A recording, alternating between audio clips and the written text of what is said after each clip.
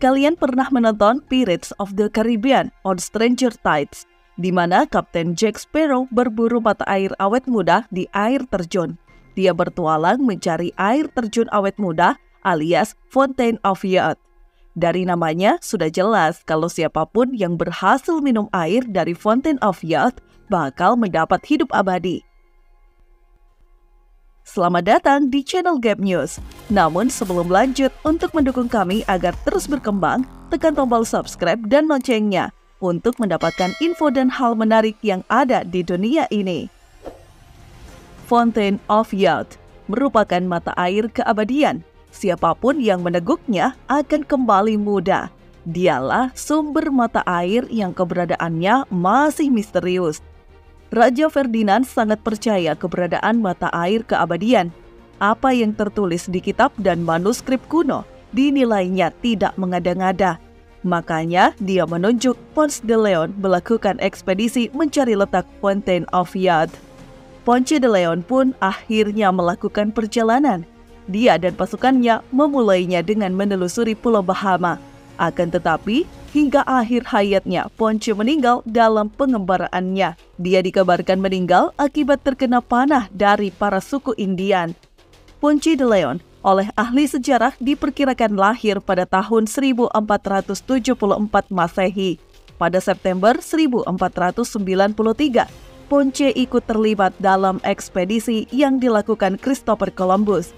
Ekspedisi diikuti oleh 1.200 pelaut, kolonis, dan prajurit. Katanya, di balik keikutsertaannya, sesungguhnya tujuan utama Ponce yakni mencari mata air keabadian. Benarkah Fountain of Youth benar adanya, atau hanya cerita bualan belaka? Dalam Islam, Fountain of Youth merupakan idol hayat.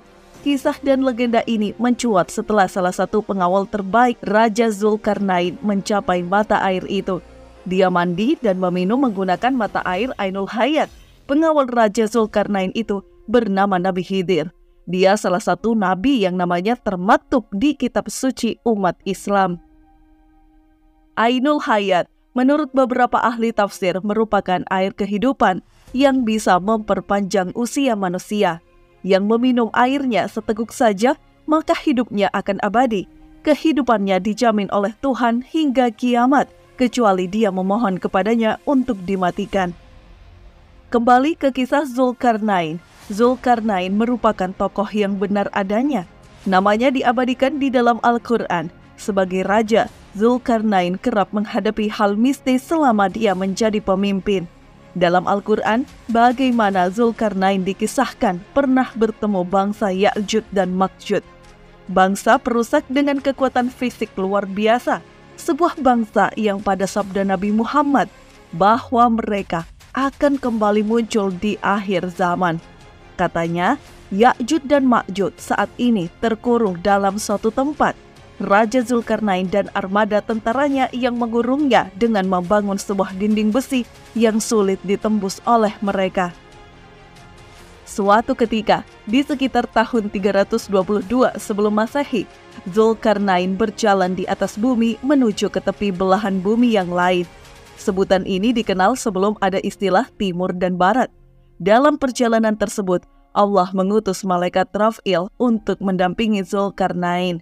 Di tengah perjalanan, Zulkarnain berkata kepada malaikat Raf'il, "Wahai malaikat Raf'il, ceritakanlah kepadaku tentang ibadah para malaikat di langit." Malaikat Raf'il kemudian menjawab, ibadah para malaikat di langit di antaranya, ada yang berdiri tidak mengangkat kepalanya selama-lamanya, ada yang sujud tidak mengangkat kepala selama-lamanya, dan ada pula yang ngerukuk tidak mengangkat kepala selama-lamanya. Mendengar jawaban malaikat Raf'il tersebut, Zulkarnain termenung. Di benaknya muncul keinginan untuk melakukan ibadah yang sama seperti halnya malaikat. Zulkarnain memang diketahui sebagai raja yang senang melakukan ibadah kepada Allah. Di tengah ketermenungannya, malaikat Raf'il kemudian berkata, "Sesungguhnya Allah telah menciptakan sumber air di bumi. Namanya Ainul Hayat, sumber air kehidupan. Barang siapa meminumnya seteguk, maka tidak akan mati sampai hari kiamat, atau sehingga ia memohon kepada Allah agar dimatikan. Zulkarnain menjadi penasaran dan bertanya lagi kepada malaikat Rafail, "Apakah kau tahu di mana tempat Ainul Hayat itu?" Malaikat Rafail pun menjawab bahwa sesungguhnya Ainul Hayat itu berada di bumi yang gelap. Setelah mendengar penjelasan malaikat Rafail tentang Ainul Hayat, maka Zulkarnain segera mengumpulkan para alim ulama dan bertanya kepada mereka tentang Ainul Hayat, tetapi mereka menjawab, "Kami tidak tahu." Namun ada seorang alim di antara mereka yang menjawab, "Sesungguhnya aku pernah membaca di dalam wasiat Nabi Adam. Ia berkata bahwa sesungguhnya Allah meletakkan Ainul Hayat di bumi yang gelap."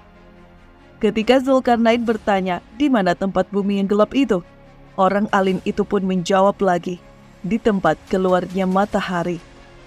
Menurut beberapa penafsiran, orang alim yang dimaksud tersebut adalah Nabi Khidir yang ikut dikumpulkan Zulkarnain bersama orang-orang alim lainnya.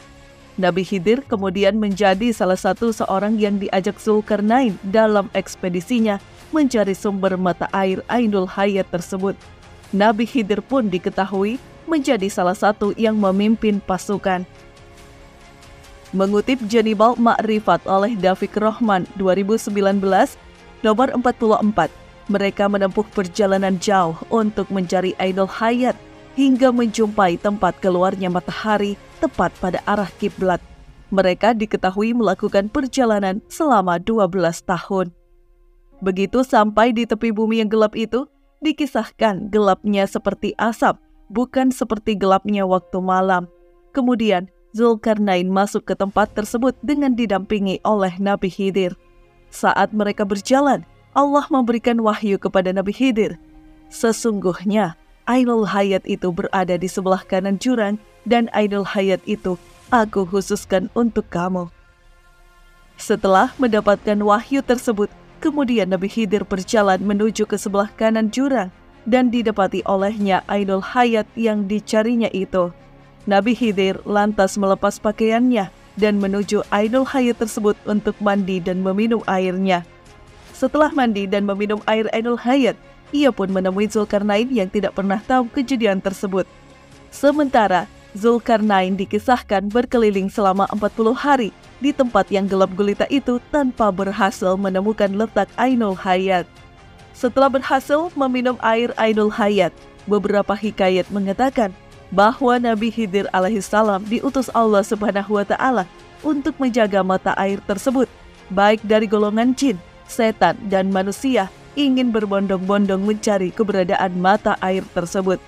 Namun, sejak dijaga oleh Nabi Khidir alaihissalam, tidak ada satupun yang dapat meminum mata air tersebut. Beberapa ulama berpendapat bahwa letak Ainul Hayat yang dijaga Nabi Khidir berada di Pulau Bermuda.